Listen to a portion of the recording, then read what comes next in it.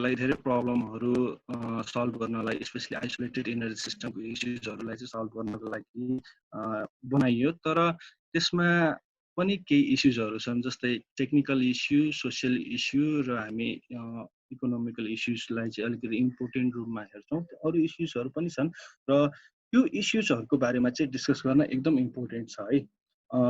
भन्दाखेरि isolated energy सिस्टमको problem address गर्नको लागि र इम्प्रुभ गर्नको लागि हामीले मिनी ग्रिड एडप्ट गऱ्यौँ, तर मिनी ग्रिडमा चाहिँ प्रब्लम नै छैन भन्ने कुरा चाहिँ होइन। मिनी ग्रिडमा पनि धेरै इस्युज छन् र हामी जति डेप्थमा हेर्दै जान्छौँ त्यति नै त्यसमा इस्युजहरू पनि आउँछ। र फर्स्टमा मैले टेक्निकल इस्यु लिन चाहेँ। टेक्निकल इस्युको फर्स्ट पोइन्ट लो लोड फ्याक्टर र युटिलाइजेसन फ्याक्टर। हामीले गरेको स्टडी अनुसार हामीले Baglung mini GRIDCO load factor around 23 र युटिलाइजेसन फ्याक्टर अराउन्ड 26% चाहिँ आइडेन्टिफाई गरेका थियौँ होला सायद है।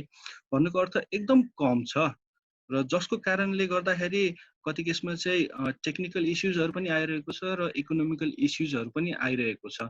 र यदि हामीले यो लोड फ्याक्टर र युटिलाइजेसन फ्याक्टरलाई चाहिँ अलिकति बढाउन सक्ने हो भने हाम्रो सिस्टममा पनि धेरै नै चेन्जेसहरू ल्याउन सकिन्छ, हाम्रो सिस्टमलाई पनि अलिकति सस्टेनेबल बनाउन सकिन्छ भन्ने कुराहरू छ। त्यस्तै नेपालको यदि मिनी ग्रिडको कुरा गर्ने हो भने प्रोटेक्सन र सेफ्टी फ्याक्टर एकदम वर्स्ट सिनारियोमा नै छ। मैले अगाडि नै भनिसकेँ, नेपालमा कति त्यस्ता एक्जाम्पलहरू छन् सानो प्रब्लमले, सानो फल्टले वर्षौंदेखि नै त्यो सिस्टम बन्द छ है। सो हामीले एडप्ट गरेको जुन मिनी ग्रिड कन्सेप्ट छ त्यसमा चाहिँ प्रोटेक्सन इस्युजहरू धेरै नै छन् र त्यसलाई एड्रेस गर्नुपर्ने आवश्यकता पनि छ। सिमिलरली रिलायबिलिटीको कुरा गरौँ।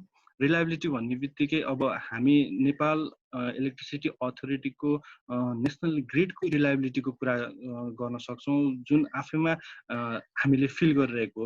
नेसनल ग्रिडको रिलायबिलिटी यति विक छ भने मिनी ग्रिडको रिलायबिलिटी के कस्तो होला त्यो हामी आफै नै परिकल्पना गर्न सक्छौँ। त्यस्तै स्टेबिलिटीको कुराहरू। स्टेबिलिटी भन्ने बित्तिकै हामी स्पेसली भोल्टेज र फ्रिक्वेन्सी स्टेबिलिटीको कुरा गर्छौँ। एकदम फ्लक्चुएसनहरू चाहिँ देख्न सक्छौँ, जो लाइक तपाईहरूले पनि फिल गरिरहनु भएको होला। यदि तपाईँहरूको घर चाहिँ तपाईँको गाउँको मेन ट्रान्सफर्मरभन्दा अलिकति डिस्टेन्समा छ भने तपाईँहरूको कम्प्युटर अथवा हेभी इक्विपमेन्टहरू मजाले अपरेट गरिरहेको हुँदैन। सो हामी नेसनल ग्रिडमै यो इस्युजहरू पाइरहेका छौँ है। सो मिनी ग्रिडमा त यी कुराहरू भनेको त कमन नै हुने भए। र आइल्यान्डिङ इस्युज यो एकदम अलिकति इम्पोर्टेन्ट इस्युज पनि हो र यसलाई म अलि पछि अलि एक्सप्लेन गर्ने कोसिस गर्छु। त्यस्तै कम्युनिकेसन मिडियम एकदम इम्पोर्टेन्ट कुरा छ। लाइक जस्तै नेपालमा भइरहेको जति पनि मिनी ग्रिड छ त्यसलाई अपरेट गर्नको लागि र त्यसलाई कन्ट्रोल गर्नको लागि अझै पनि हामी फोन गरेर नै लगभग कम्युनिकेट गर्छौँ। जस्तै कुन चाहिँ माइक्रो हाइड्रोमा कोअपरेटर छ र मेन सिस्टममा कोअपरेटर छ। जस्ट हामी अपरेटर बिच कम्युनिकेसन मोबाइलबाट कम्युनिकेसन गरेर नै होल सिस्टमलाई कन्ट्रोल गरिरहेका छौँ। र यो कम्युनिकेसन सिस्टममा धेरै नै ल्यागिङ छ। जस्तै डिले हुने प्रोसेसहरू र कति कुराहरू इन्फर्मेसन ल्यागिङको कुराहरू, यसले हाम्रो सिस्टमलाई धेरै नै पछाडि धकेलिरहेको छ। त्यस्तै एक्टिभ र रियाक्टिभ पावर सेयरिङ, पावरको एक्टिभ र रियाक्टिभ पावर सेयरिङमा पनि धेरै इस्युजहरू छन् र मेन्टेनेन्स गाइडलाइन हामीसँग प्रोपर छैन र अपरेसन कसरी गर्ने, कुन स्ट्यान्डर्डमा गर्ने भन्ने कुराहरू पनि हामीसँग प्रोपर गाइडलाइन छैन। र मेन प्रब्लम भनेको सिङ्क्रोनाइजेसनको कुराहरू छ। जस्तै यदि हामीले कुनै पनि सिस्टममा मल्टिपल इनर्जी सोर्सहरू जोडिरहेका छौँ भने त्यसको सिङ्क्रोनाइजेसन एकदम इम्पोर्टेन्ट छ र हामीमा त्यो सिङ्क्रोनाइजेसनलाई कसरी चेक गर्ने र एकदम ऱ्यापिडली त्यो सिङ्क्रोनाइजेसनलाई चाहिँ कसरी मेन्टेन गर्ने भन्ने मेकानिजम नै छैन। त्यस्तै नेपालको अर्को मेजर प्रब्लम भनेको चाहिँ हामीसँग स्किल्ड म्यान पावर छैन र एडभान्स टेक्नोलोजी छैन, जसले गर्दाखेरि सानोतिनो प्रब्लमहरू फेस गर्ने बित्तिकै हामी चाहिँ बाहिरबाट भन्नुको अर्थ काठमाडौँबाट म्यान पावरहरू इम्पोर्ट गर्नुपर्ने हुन्छ, जसको लागि फाइनेन्सियल बर्डनको कुरा छ। त्यस्तै टेक्निकल भन्ने बित्तिकै सोल्युसन रिजल्भ भइरहेको छैन। यस्ता विविध इस्युजहरू छन्, टेक्निकल इस्युजहरू हाम्रो मिनी ग्रिडमा। अब यो टेक्निकल इस्युजहरू यी भन्दा पनि धेरै नै होलान्। जस्तै यदि सिस्टम फुल्ली ब्ल्याकआउट भयो भने अब त्यो सिस्टमलाई चाहिँ कसरी रिटेन गर्ने भन्ने कुराहरू अरू अरू इस्युजहरू पनि छन् नभएका चाहिँ होइन। तर मैले सरसर्ती लिस्टिङ गर्दाखेरि चाहिँ मैले यति लिस्ट गरेँ। तर यी बाहेक अरू प्रब्लमहरू पनि छन्। तपाईँहरूले खोज्दै जाँदाखेरि अरू प्रब्लमहरू पनि पाउन सक्नुहुन्छ। मिनी ग्रिडमा यस्ता धेरै प्रब्लम छन्, स्पेसली नेपालको मिनी ग्रिडमा। अब मैले सोसियल र इकोनोमिकललाई चाहिँ एउटैमा राख्ने कोसिस गरेँ र सोसियो इकोनोमिक इस्युजमा चाहिँ हामी मोबिलाइजेसनको कुरा गर्न सक्छौँ, कन्फ्लिक्ट, त्यस्तै financial burden, policy, political influence अनि रुल्स एन्ड रेगुलेसन र अनरसिप, मैले यति पोइन्टलाई राखेँ। अब यसमा मोबिलाइजेसन भन्ने बित्तिकै के कुरा बुझौँ भन्दाखेरि हामीसँग भएको म्यान पावर र रिसोर्सलाई हामीले कसरी मोबिलाइज गर्ने त? हामीले पर्फेक्टली यसलाई मोबिलाइज नै गर्न सकिरहेका छैनौँ। डिफ्रेन्ट कुराहरू छन्, जस्तै पोलिटिकल इन्फ्लुएन्सहरू, गाउँघरमा हुने कति मतभेदका कुराहरू हुन्छन्। ती कुराहरूले गर्दाखेरि पनि हामीसँग भएको रिसोर्सको चाहिँ हामीले कम्प्लिटली मोबिलाइज गर्न सकिरहेका छैनौँ। त्यस्तै कन्फ्लिक्टको कुरा, डिफ्रेन्ट हायरार्कीहरू बिचको कन्फ्लिक्ट, जस्तै मैले अघि बागलुङ मिनी ग्रिडको स्ट्रक्चर देखाएँ। त्यहाँ माइक्रो हाइड्रो फङ्सनल ग्रुप थियो, त्यस्तै मिनी ग्रिड कन्ट्रोल कोअपरेटिभ थियो र त्यो डिफ्रेन्ट ग्रुप बिचको conflict one of the major issues. I think Baglung mini grid जुन हाम्रो one of the successful mini grid छ, अहिले मिनी ग्रिडको रूपमा नभएर फेरि आइसोलेटेड माइक्रो हाइड्रोको केसमा फर्किनुमा चाहिँ यो कन्फ्लिक्ट म्यानेजमेन्टको एकदम ठुलो रोल छ। त्यस्तै फाइनेन्सियल बर्डनको कुरा गरौँ। नेपालमा कति त्यस्ता कम्युनिटीहरू छन् जसले चाहिँ इलेक्ट्रिसिटीको प्राइस बियर गर्न सक्दैन र त्यसलाई सहज होस् भन्ने हिसाबले नेपाल गभर्मेन्टले पनि धेरै सब्सिडीहरू प्रोभाइड गरिरहेको छ र फर्स्टमा इन्स्टल गर्नको लागि खासै प्रब्लम भएन। फन्डिङ एजेन्सी प्लस गाउँबाट पनि सर्टेन कलेक्सन र गभर्मेन्ट सब्सिडीबाट उहाँहरू गर्नुहुन्छ। तर त्यसपछि चाहिँ के त, जस्तै अपरेसन र मेन्टेनेन्समा त इस्युज आउँछन् नै, र त्यसलाई सल्भ गर्नको लागि जुन चाहिने फाइनेन्सियल पार्टहरू छ त्यो चाहिँ उहाँहरूले अलिकति म्याच गर्न सकिरहनु भएको छैन। जस्तै for example mini grid specially नेप्लिज माइक्रो हाइड्रो पावरमा धेरै इस्युज देखिने भनेको चाहिँ हाम्रो इएलसी र डिस्प्ले प्यानलमा हो। र इएलसीमा सानो प्रब्लम आउने बित्तिकै हामीले चाहिँ सिधै काठमाडौँबाट मान्छे पठाउनु पर्ने हुन्छ र त्यो कस्ट नै उहाँहरूले बियर गर्न नसक्ने कन्डिसनहरू पनि छ कति केसमा। डेभलपमेन्ट गर्नको लागि एउटा च्यालेन्ज छुट्टै नै छ, तर डेभलप गरिसकेपछि त्यसलाई स्मुथली अपरेट गर्नु अर्को एउटा मेजर च्यालेन्ज हो र नेपालमा चाहिँ त्यो विद्यमान नै छ। त्यस्तै मिनी ग्रिडको लागि स्पेसल पोलिसी चाहिँ अलिकति कमै छ। एपिसी अन्तर्गत केही सरहरूले मिनी ग्रिडमा पनि पोलिसी डेभलप गरिरहनु भएको छ, त्यो खुसीको कुरा हो। तर जहाँसम्म लाग्छ जुन रेटमा अहिले हामीसँग एउटा स्ट्यान्डर्ड पोलिसी हुनुपर्ने हो त्यो चाहिँ नभएको हो कि फिल गर्छु म चाहिँ, है, मेरो अहिलेसम्मको यो जुन छोटो एक्सपिरियन्समा। त्यस्तै पोलिटिकल इन्फ्लुएन्स अलिकति बढी नै छ, यो नेपालमा भइरहेको सबैभन्दा ठुलो इस्यु नै हो। र यति कुरासम्म गर्न सकिन्छ कि जस्तै नेपालको कति रुरल एरियामा हामीले कस्तो गरी फेस गर्न सक्छौँ भन्दाखेरि जस्तै 100वटा घरमध्ये 95 घरमा बत्ती बलिरहेको छ, 5वटा घरमा बत्ती बलिरहेको छैन, because of certain gap. Let's consider different ग्रुपको भएको कारणले चाहिँ ती 5जनालाई चाहिँ इलेक्ट्रिसिटी कनेक्ट हुनबाट चाहिँ वञ्चित गरिएको छ। यस्ता इस्युजहरू पनि धेरै देख्न सकिन्छ हाम्रो नेपालको कन्टेक्स्टमा। त्यस्तै एक्ज्याक्ट रुल्स एन्ड रेगुलेसन छैन।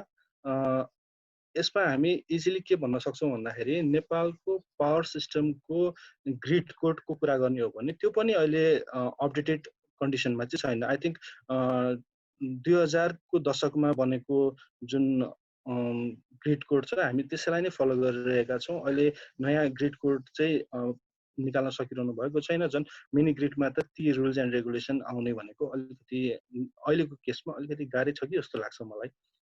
र अर्को भनेको अलिकति आई थिङ्क यो लास्टकोलाई चाहिँ म अलिकति इम्पोर्टेन्ट लिन्छु, है। जस्तै कुनै पनि एउटा सिस्टम छ हामीले पायौँ 5 डिफ्रेन्ट सोर्सेस, जस्तै फन्डिङ एजेन्सीले बनाइदियो अथवा गभर्मेन्टले बनाइदियो, त्यो अर्थ राख्दैन। तर यदि हामीसँग सिस्टम छ भने त्यसमा एउटा आत्मीयतापन भन्ने चाहिँ हुनुपर्ने हो, त्यो चाहिँ हामीमा एकदम ल्यागिङ छ है। जस्तै यो सिस्टम फलानुले बनाइदियो भने मेन्टेनेन्स पनि उसैले गरिदियोस्, अपरेट पनि उसैले गरिदियोस्, हामीलाई त बत्ती बाल्न पाए पुग्यो नि। यस्ता कन्सेप्ट चाहिँ हामीमा विद्यमान छ, जसले गर्दाखेरि चाहिँ हाम्रो सिस्टमहरू सर्टेन टाइमपछि चाहिँ फेलियर भइरहेको हामी देख्न सक्छौँ। अब हामीले यत्रो प्रब्लमको कुरा गऱ्यौँ, धेरै इस्युजहरू छन् होइन। अब त्यसलाई एड्रेस चाहिँ कसरी गर्ने त? I think as a researcher, as a technical resource हामीले मेन बुझ्नुपर्ने कुरा भनेको चाहिँ यो हो, हामी यसलाई कसरी एड्रेस गर्न सक्छौँ भन्ने कुरा है। र यसको सिम्पल एन्सर चाहिँ म यो दिन चाहन्छु। कुनै पनि टपिकमा हामी जस्तै फर्स्ट अफ अल हामीमा हाम्रो सिस्टममा भएको प्रब्लमहरू के छ त्यसको बारेमा अलिकति डेप्थ स्टडी गर्न सक्छौँ। त्यस्तै त्यो प्रब्लमलाई कसरी सल्भ गर्न सकिन्छ भनेर हामी केही डिटेल प्लानहरू, डिटेल कन्सेप्टहरू डेभलप गर्न सक्छौँ र त्यसलाई रियल फिल्डमा गएर इम्प्लिमेन्टेसन गर्न पनि सक्छौँ है। तर अहिलेसम्मको हाम्रो कन्टेक्स्ट भनेको चाहिँ हामी रिसर्च गर्छौँ, पेपर पब्लिस गर्छौँ, तर ग्राउन्ड लेभलमा गएर इम्प्लिमेन्टेसन भएको चाहिँ अलिकति कमै पाउँछौँ। हाम्रो स्पेसली नेप्लिज रिसर्चरहरूको ल्यागिङ पोइन्ट चाहिँ यो धेरै नै छ। हामी ग्राउन्ड लेभलमा गएर इम्प्लिमेन्टेसन नै गर्न सकिरहेका छैनौँ।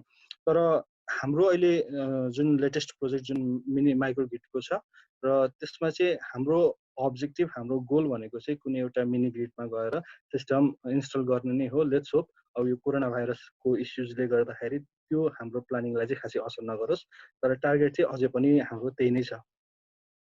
अब केही मैले धेरै नै टेक्निकल इस्युजहरूको कुरा गरेँ, गफ हान्न सजिलो छ, मैले टेक्निकल इस्युजहरूको गफ हान्दिएँ। तर यसलाई कसरी सल्भ गर्ने त, ती कुराहरूमा पनि अलिकति हेर्न आवश्यक छ है।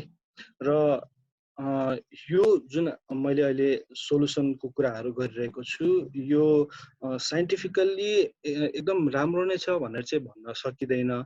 तर हाम्रो लोकल सिनारियोमा चाहिँ सायद यसले पनि काम गर्छ है भन्ने कुराको हिसाबले, र अहिलेसम्म मैले बुझेको, मेरो ग्रुपले बुझेको इन्फर्मेसन र नलेजको आधारमा चाहिँ म यो सोल्युसनहरू भन्न गइरहेको छु। र कहीँ केसमा सायद तलमाथि भन्नुपर्दा कहीँ केसमा चाहिँ कति कुराहरू चाहिँ साइन्टिफिकली प्रुभ नहुन पनि सक्छ, र हाम्रो एउटा ल्यागिङ पोइन्ट, हामी इन्टरनेसनल लेभलको रिसर्च पनि गर्न सकिरहेका हुँदैनौँ। सो केही तलमाथि परिरहेको हुनसक्छ, तर म केही टेन्टेटिभ सोल्युसनहरूलाई चाहिँ डिस्कस गर्न चाहन्छु। फर्स्टमा जुन हामीले लो लोड फ्याक्टर र युटिलाइजेसन फ्याक्टरको कुरा गरेँ, एक्ज्याक्टली यो प्रब्लम भन्दा पनि कुनै एउटा प्रब्लमको चाहिँ यो रिजल्ट हो भनेर भन्छु। जस्तै लो लोड फ्याक्टर, युटिलाइजेसन फ्याक्टर आफैमा प्रब्लम होइन, तर हाम्रो जुन लोड प्याटर्न छ, हाम्रो जुन नेचर छ, त्यो कारणले देखिने एउटा इस्युज चाहिँ हो यो। र यसले चाहिँ अलिकति मैले अघि नै भने सिस्टममा केही असर गरिरहेको हुन्छ। जस्तै लो लोड फ्याक्टर, युटिलाइजेसन फ्याक्टर कम हुँदाखेरि, तर धेरै असर चाहिँ इकोनोमिक्समा गरिरहेको हुन्छ। जस्तै हामीले कुनै एउटा सिस्टम डेभलप गऱ्यौँ, चाहन्छौँ हामी त्यसको रेभेन्यू 100% नै होस्, तर जति लो लोड फ्याक्टर हो रेभेन्यू त त्यति नै कम हो, र त्यो रेभेन्यूले गर्दाखेरि त्यो सिस्टमको स्मुथ अपरेसन, सस्टेनेबल अपरेसनमा चाहिँ केही असरहरू गरिरहेको हुन्छ। सो जति लोड फ्याक्टर र युटिलाइजेसन फ्याक्टरलाई हामीले बढाउन सक्यौँ, त्यति नै सिस्टमको लागि चाहिँ राम्रो हो। अब यसको सोल्युसन के हुन सक्छ त है? धेरै सोल्युसनहरू होलान् होइन, र त्यो मध्ये केही सोल्युसनको कुरा गर्ने हो भने हामी यसलाई चाहिँ टेक्निकल्ली भन्दाखेरि पनि अलिकति पोलिसी डेभलप गरेर चाहिँ यसलाई कन्ट्रोल गर्न सक्छौँ है। यो लोड फ्याक्टर र युटिलाइजेसन फ्याक्टरलाई चाहिँ बढाउन सक्छौँ। लाइक जस्तै हामीलाई थाहा छ नेपालको लोड प्याटर्न भनेको बिहानी पख थोरै टाइममा इलेक्ट्रिसिटी कन्ज्युम हुन्छ, र बेलुकी पख जुन पिक टाइम छ त्यसमा चाहिँ एकदम हाई लोड डिमान्ड भइरहेको हुन्छ, र त्यसलाई मिट गर्नको हिसाबले चाहिँ हामीले सिस्टम डेभलप गरिरहेका हुन्छौँ। एभरेज हेर्ने भने अरू टाइममा हाम्रो डिमान्ड नै छैन, तर त्यो पिक फुलफिल गर्नको लागि हामीले त्यति ठुलो सिस्टम चाहिँ डेभलप गर्नु परिरहेको हुन्छ, जसको कारणले त्यसको कस्ट पनि हाई भइरहेको छ। अब यदि हामीले त्यति ठुलो सिस्टम बनाइसक्यौँ भने त्यहाँबाट जेनेरेट हुने सबै इनर्जी युज होस् न त, त्यस्तो पनि कन्सेप्टहरू डेभलप गर्न सकिएला। लाइक हामी डिफ्रेन्ट ट्यारिफ सिस्टमहरू युज गरेर चाहिँ अफ पिक टाइममा पनि इनर्जी चाहिँ कन्ज्युम होस् है भन्ने हिसाबले चाहिँ कुनै पोलिसीहरू बनाउन सक्छौँ। लाइक नेपालमा अहिले प्र्याक्टिस भइरहेको चाहिँ जस्तै अफ टाइममा, जस्तै पिक टाइममा चाहिँ हामी युज गर्न पाउँदैनौँ, तर अफ पिकमा चाहिँ लोकल इन्टरप्राइजेस र एन्टरप्रेनरहरूलाई चाहिँ त्यो इलेक्ट्रिसिटी युज गर्न दिने, जस्तै फर्निचरहरूलाई, त्यस्तै कति इन्डस्ट्रीहरूलाई, डायरीहरूलाई र कति चिज बनाउने कम्पनीहरूलाई, त्यस्तालाई चाहिँ हामी लोकल जुन एन्टरप्रेनरहरू छ तिनीहरूलाई चाहिँ अफ पिकको इनर्जी कन्ज्युम गर्न एकदम सस्तोमा होला सायद, तर त्यो इनर्जी उहाँहरूलाई खपत गर्न लगाएर चाहिँ हामी सिस्टमको लोड फ्याक्टर र युटिलाइजेसन फ्याक्टर चाहिँ इम्प्रुभ गर्न सक्छौँ। त्यस्तै एउटा स्टडी यो चाहिँ अहिले खोपो कलेज अफ इन्जिनियरिङका भाइहरूले गरिरहनु भएको छ र मेरो अपर्च्युनिटी र मेरो प्लस पोइन्ट मैले चाहिँ उहाँहरूलाई अहिले सुपरभाइज गरिरहेको छु र उहाँहरूले चाहिँ अहिले के हेर्नु भएको छ भन्दाखेरि स्पेसली पावर सिस्टममा डिफ्रेन्ट प्राइसहरू, जस्तै हामी यो कमर्सियल हिसाबमा र इन्डस्ट्रियल हिसाबमा एनुअली जुन ट्यारिफ रेटहरू लगाइरहेको छ T1, T2, T3, त्यस्तै यदि हामीले लगाउँदाखेरि र नलगाउँदाखेरि चाहिँ सिस्टममा के कस्तो असर पर्न जान्छ भनेर चाहिँ उहाँहरूले स्टडी गरिरहनु भएको। अझै पनि काम कम्प्लिट भइसकेको छैन, धेरै नै गर्न बाँकी छ, तर केही हदसम्म चाहिँ जस राम्रै रिजल्ट आइरहेको छ। जस्तै यो ग्राफमा तपाईँहरूले देख्न सक्नुहुन्छ, जस्तै एउटा सर्टेन पिक देखिएको छ, यो पिकलाई चाहिँ हामी मिनिमाइज गर्न सक्छौँ by valley clipping of valley feeling गरेर है। यो चाहिँ अलिकति हाम्रो डिमान्ड साइड म्यानेजमेन्टतिर पनि जान्छ र यससँग रिलेटेड हामी अझ डेप्थमा जाने हो भने यसमा धेरै कुराहरू गर्न मिल्छ। जस्तै एनइएले जुन T1, T2, T3 राखियो 5, 11, 5, त्यसपछि नर्मल टाइम है, र त्यो टाइम किन 5 देखि 11 सम्म चाहिँ राखियो त? त्योभन्दा कम बेसी पनि हुन सक्ला। किन 3टा युनिट राखियो त? 3टाको 4वटा युनिट राख्दा अझ बेस्ट हुन सक्थ्यो होला नि। त्यतातिर पनि हामी अप्टिमाइजेसन गर्न सक्छौँ यदि हामीसँग टाइम छ, अलिकति डेप्थ एनालाइसिस गर्न चाहन्छौँ भने यो एनालाइसिस गरेर डिफ्रेन्ट जुन रेन्जहरू छ त्यो रेन्जहरू पनि आइडेन्टिफाई गर्न सक्छौँ। त्यस्तै एनइएले डिफ्रेन्ट जुन पिरियडको लागि डिफ्रेन्ट प्राइसहरू राखिरहनु भएको छ। त्यो प्राइस किन त्यति नै राखियो त? त्योभन्दा अझ बेस्ट अप्सन चाहिँ हामी प्रोभाइड गर्न सक्छौँ नि त। ती कुराहरू पनि हामी हेर्न सक्छौँ। र सिमिलर कुरा आई थिङ्क उहाँहरूले यो प्रोजेक्ट मिनी ग्रिडमा गर्नुहुन्छ अर पावर सिस्टममा गर्नुहुन्छ, त्यो कुराले खासै असर गर्दैन, जस्ट एउटा केस स्टडी हो। तर मेन कुरा भनेको हामी यसरी पनि मिनी ग्रिडको चाहिँ प्रब्लम सल्भ गर्न सक्छौँ है भन्ने कुराहरू चाहिँ मैले यो स्लाइडबाट देखाउन खोजेँ। त्यस्तै अर्को प्रब्लम स्ट्याबिलिटीको इस्युज धेरै नै छ हाम्रो सिस्टममा। र अझ म के भन्छु भन्दाखेरि हामी लकी छौँ, हाम्रो धेरै जसो मिनी ग्रिड सिस्टम चाहिँ माइक्रो हाइड्रो बेस्ड छ है। र कति केसमा चाहिँ हामी माइक्रो हाइड्रोलाई पनि मिनी ग्रिड भन्न सक्छौँ है। फेरि नेपालको केसमा किन भन्दाखेरि माइक्रो हाइड्रोमा पनि सर्टेन एउटा जेनेरेसन छ, ट्रान्समिसन छ, डिस्ट्रिब्युसन छ, त्यसलाई पनि एउटा मिनी ग्रिडको रूपमा चाहिँ लिन सक्छौँ। र कम्पेरिटिभली अरूको तुलनामा micro hydro based mini GRIDCO stability चाहिँ अलिकति राम्रै पाउँछौँ। तर नेपालको केसमा त्यो हो, तर बाहिरको केसमा त माइक्रो हाइड्रो त एकदम रेयर छ। प्लस नेपालमा पनि अहिले अरू जस्तै सोलर बेस्ड मिनी ग्रिड, त्यस्तै हाइब्रिड मिनी ग्रिडहरू एकदम ह्युज अमाउन्टमा बढिरहेको छ। र जब हामी सोलर र विन्डलाई इन्ट्रोड्युस गर्छौँ, स्टेबिलिटी इस्युजहरू धेरै नै आउँछ, एकदम धेरै नै आउँछ। जब हामी सोलर र विन्ड स्पेसली यो पावर इलेक्ट्रोनिक बेस्ड जेनेरेसन सिस्टमहरू चाहिँ हामी इन्ट्रोड्युस गर्छौँ। लाइक पावर सिस्टम जस्तै फर इक्जाम्पल हामी विन्ड टर्बाइनको कुरा गर्छौँ भने नर्मल्ली विन्ड टर्बाइन चाहिँ हाम्रो 4 टाइप्सको छ। Types 1, types 2, type 3, type 4। र यो टाइप 1, टाइप 2, टाइप 3, टाइप 4 मध्ये टाइप 1 चाहिँ हाम्रो इन्डक्सन जेनेरेटरलाई युज गर्छौँ।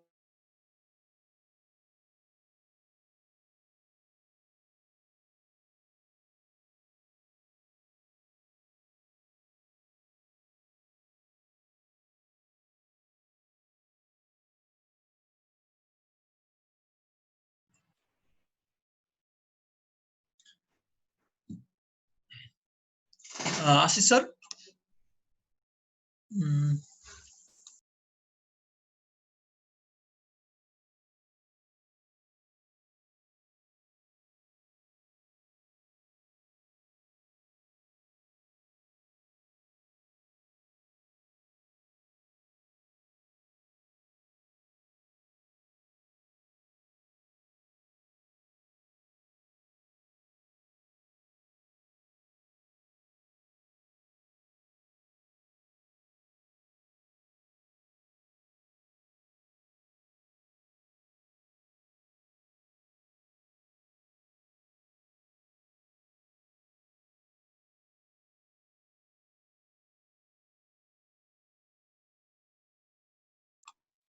आशिष सरको चाहिँ नेट गएको रहेछ, उहाँले फेरि रिकनेक्ट गर्दै हुनुहुन्छ, एकैछिन।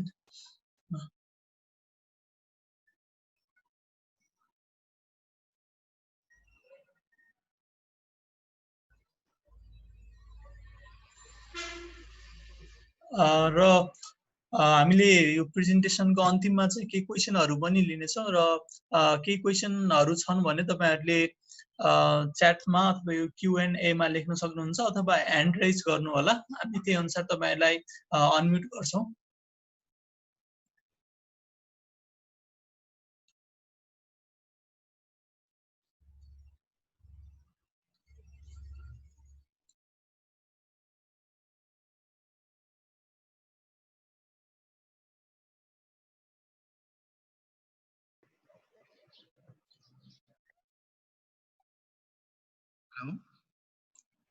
सुन्दैछ सर? नेपालको पावर सिस्टमको स्टेबिलिटी रिलायबिलिटी सरी है सबैलाई। म के भनिरहेको थिएँ भन्दाखेरि माइक्रो हाइड्रो बेस्ड यदि मिनी ग्रिडको कुरा गर्ने हो भने स्टेबिलिटी इस्युजहरू अलिकति कमै आउँछन्, तर यदि हामी पावर इलेक्ट्रोनिक बेस्ड जस्तै विन्ड सोलरको कुरा गर्छौँ भने त्यहाँ धेरै इस्युजहरू छन्, जसमध्ये एकदम इम्पोर्टेन्ट इस्युज भनेको चाहिँ इनर्सियल फ्लो भनेर भन्छौँ हामी। त्यो सिस्टममा इनर्सिया एकदम कमै हुन्छ, लो इनर्सिया ग्रिड सिस्टम भनेर भन्छौँ हामी त्यसलाई। र त्यो इस्युज एड्रेस गर्न पनि लगभग धेरै नै च्यालेन्जेसहरू छ र अहिलेको केसमा हामी त्यो इस्युसँग चाहिँ धेरै जुझ्न परिरहेको छैन। तर फ्युचरमा हामी जब विन्ड र सोलरलाई चाहिँ इन्टिग्रेट गर्छौँ त्यो इस्युजहरू पनि निकै नै फेस गर्नुपर्छ र आई होप त्यो इस्युजहरू पछि डिस्कस गर्दै गरौँला। र अब स्टेबिलिटीको कुरा गर्दाखेरि यदि यो इस्युजहरूलाई चाहिँ कसरी सल्भ गर्न सकिन्छ भन्दाखेरि चाहिँ हामीसँग डिफ्रेन्ट टेक्निकहरू डिफ्रेन्ट मेथडहरू छ, जसमध्ये automatic generator control method, wind turbine control method, turbine governor control method. जस्तै हाम्रो नेपालको केसमा हाइड्रो पावरमा चाहिँ हाम्रो टर्बाइन गभर्नर कन्ट्रोल सिस्टमहरू छ, जसले चाहिँ हाम्रो स्टेबिलिटी मेन्टेन गर्ने काम गरिरहेको हुन्छ। त्यस्तै माइक्रो हाइड्रोको कुरा गर्ने हो भने बालास्ट फ्लुइडले कन्ट्रोल गरिरहेको हुन्छ। तर विन्ड र सोलरमा चाहिँ अलिकति यो केसहरू अलिकति सामान्य छैन है।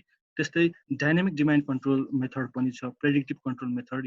यो डाइनामिक र प्रेडिक्टिभ कन्ट्रोलमा चाहिँ लोड कति छ र जेनेरेसन कति भइरहेको छ यसलाई चाहिँ हामी सर्ट टर्म प्रेडिक्ट गर्छौँ। जस्तै अहिलेको टाइममा यति छ भने यो समयमा चाहिँ यति हुन सक्छ है भनेर प्रेडिक्ट गरेर चाहिँ हामी त्यसलाई कन्ट्रोल गर्ने कोसिस गर्छौँ। र अहिलेको अलिकति पपुलर भनेको चाहिँ भर्चुअल पावर प्लान्ट मेथड छ।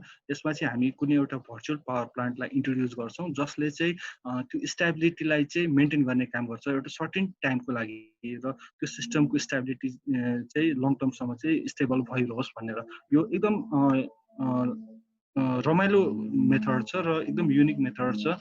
यदि कसैले चाहिँ मास्टर्स थेसिस अथवा त्योभन्दा अगाडि पछिको रिसर्चहरूको लागि सोचिरहनु भएको छ भने आई थिङ्क यो मध्ये कुनै पनि तपाईँहरूले कन्सेप्ट चाहिँ एउटा लिएर आफ्नो रिसर्च चाहिँ अगाडि बढाउन सक्नुहुन्छ। त्यस्तै हायरार्किकल कन्ट्रोल मेथड पनि छ। अब यी डिफ्रेन्ट कन्सेप्टहरू मध्ये जस्तै अहिले हाम्रै खोपोमा पढिरहनु भएको अर्को ग्रुपले चाहिँ हायरार्किकल कन्ट्रोल मेथड युज गरेर चाहिँ त्यस सिस्टमको स्टेबिलिटी मेन्टेन गर्ने कोसिस गरिरहनु भएको छ। र यसमा चाहिँ उहाँहरूले क्लस्टरिङ एप्रोच युज गर्नुभएको छ र क्लस्टरिङबाट फर्स्टमा ग्रिडलाई डिफ्रेन्ट पार्टमा सेपरेट गर्ने र डिफ्रेन्ट हायरार्कीमा डिभाइड गर्ने, होल ग्रिडलाई चाहिँ डिफ्रेन्ट हायरार्कीमा डिभाइड गरेर त्यसलाई चाहिँ कसरी म्यानेज गर्न सकिन्छ र त्यसलाई त्यो ग्रिडको अर त्यो सिस्टमको स्टेबिलिटीलाई चाहिँ कसरी मेन्टेन गर्न सकिन्छ भन्ने कुरा चाहिँ उहाँहरूले हेरिरहनु भएको छ। उहाँहरूको पनि अहिले अनगोइङ नै छ, धेरै काम गर्न बाँकी नै छ। अहिलेसम्म गर्नु भएको काम एकदम राम्रो छ। उहाँहरूले जुन अहिलेसम्म निकाल्नु भएको यो ग्राफहरू र यसैको बेसमा रहेर चाहिँ हामी फर्दर कन्ट्रोल मेकानिजमहरू चाहिँ डेभलप गर्न सक्छौँ। त्यस्तै रिलायबिलिटीको कुरामा चाहिँ अलिकति हामी इम्प्याक्टको कुराहरू गर्न सक्छौँ। जस्तै रिलायबिलिटी भन्ने बित्तिकै के बुझौँ भन्दाखेरि जस्तै mini micro hydro or isolated energy system भन्दा मिनी ग्रिडको रिलायबिलिटी अलिकति हाई नै हुन्छ। किन भन्दा नम्बर अफ जेनेरेटरहरू धेरै हुने बित्तिकै रिलायबिलिटी हाई हुने भइहाल्यो नै। सँगसँगै त्यसको मेन्टेनेन्स इस्युजहरू, फल्टको कुराहरूले गर्दाखेरि रिलायबिलिटी हामी डिटरमाइन गर्ने पनि केही टेक्निकहरू छन्, फर्मुलाहरू छन्, त्यसबाट गर्न सकिहालिन्छ। तर मेन इम्प्याक्ट भनेको चाहिँ केमा पर्छ त भन्दाखेरि कम्फोर्ट जोन। जस्तै अहिले हामी यो प्रेजेन्टेसन गर्दा गर्दै बत्ती गयो, त्यो एउटा कम्फोर्ट जोन हुन सक्ला हैन। त्यस्तै हामी चाहन्छौँ कि रेगुलर हाम्रो चाहिँ एउटा कम्फोर्ट जोन चाहिँ मेन्टेन भइरहोस्, तर यो ग्रिडमा हुने सर्टेन फ्लक्चुएसनहरूले गर्दाखेरि सर्टेन प्रब्लमहरूले चाहिँ हाम्रो कम्फोर्ट जोनलाई चाहिँ अलिकति असर गरिरहेको हुन्छ। त्यस्तै इकोनोमीमा यो रिलायबिलिटीले कति इन्डस्ट्रीहरूलाई र कति कम्पनीहरूको चाहिँ यो प्लान्ट म्यानुफ्याक्चरिङ सिस्टमहरू अथवा धेरै सिस्टमहरूमा चाहिँ असर गरिरहेको हुन्छ। सो रिलायबिलिटी पनि एकदम इम्पोर्टेन्ट पोइन्ट हो यो हाम्रो पावर सिस्टमको केसमा, सिमिलरली मिनी ग्रिडमा पनि। अब यसको सोलुसन के हुन सक्ला है, र रिलायबिलिटी कसरी बढाउन सकिन्छ भन्ने कुराहरू। र यो हामीले काठमाडौँ युनिभर्सिटीमा डेभलप गरेको एउटा माइक्रोग्रिड सिस्टमको कन्सेप्ट हो, र यसमा चाहिँ हामीले स्काडा सिस्टम डेभलप गऱ्यौँ र SCADA system as a system develop गऱ्यौँ र त्यसमा चाहिँ डिमान्ड साइड म्यानेजमेन्ट जुन कन्सेप्ट छ त्यसलाई चाहिँ इम्प्लिमेन्ट गरेर चाहिँ कुनै एउटा माइक्रोग्रिड सिस्टमको चाहिँ हामीले रिलायबिलिटी इन्क्रिज गर्ने काम गरिरहेका छौँ। र यसमा चाहिँ यो सिस्टमको डिटेलको कुरा गर्ने हो भने स्पेसिफिकेसन चाहिँ हामीले 24 भोल्टको लागि डिजाइन गरेका थियौँ र ब्याट्री क्यापेसिटी 20 एम्पियर आवर 12 भोल्टको लागि, सोलर क्यापेसिटी 30 वाट पिकको लागि, त्यस्तै म्याक्सिमम करेन्ट 10 एम्पियर थियो र स्काडा डाटा लगिङ रेट 2 स्याम्पल पर मिनटको। र यसमा चाहिँ मेन भनेको चाहिँ हाम्रो प्रायोरिटी बेस्ड कन्सेप्टलाई चाहिँ हामीले इम्प्लिमेन्ट गरेका थियौँ र रिजल्ट एकदम राम्रो आएको थियो यसमा। र यसैलाई हामी फेरि फर्दर अझ एक्सटेन्ड गर्न खोजिरहेका छौँ हाम्रो नयाँ प्रोजेक्टमा पनि। त्यस्तै आइल्यान्डिङ इस्युज हामीले मैले अघि नै भने यो अलिकति इम्पोर्टेन्ट इस्युज पनि हो जब हामी डिस्ट्रिब्युटेड जेनेरेसन सिस्टमको कुराहरू गर्छौँ। र यो अलिकति बढी प्रोटेक्सनसँग रिलेटेड छ, प्रोटेक्सन इस्युजसँग रिलेटेड छ। र आइल्यान्डिङ डिटेक्सनलाई अलिकति बुझाउने क्रममा चाहिँ म एउटा ग्राफ दिन चाहेँ। जस्तै यो एउटा सिस्टम हो, हामीले ग्रिडबाट इलेक्ट्रिसिटी लिइरहेका छौँ र डिस्ट्रिब्युटेड जेनेरेसनबाट पनि इलेक्ट्रिसिटी लिइरहेका छौँ र लोडमा चाहिँ इलेक्ट्रिसिटी फ्लो भइरहेको छ। अब लेट्स कुनै एउटा सिस्टममा यो पोइन्टमा चाहिँ कुनै फल्ट आयो र यदि ग्रिड र हाम्रो सिस्टम चाहिँ यदि सेपरेट भयो भने डिस्ट्रिब्युटेड जेनेरेसन सिस्टमले चाहिँ लोडको डिमान्ड, लोड साइडको कन्ज्युमरको लोड चाहिँ फुलफिल गर्न खोजिरहेको हुन्छ।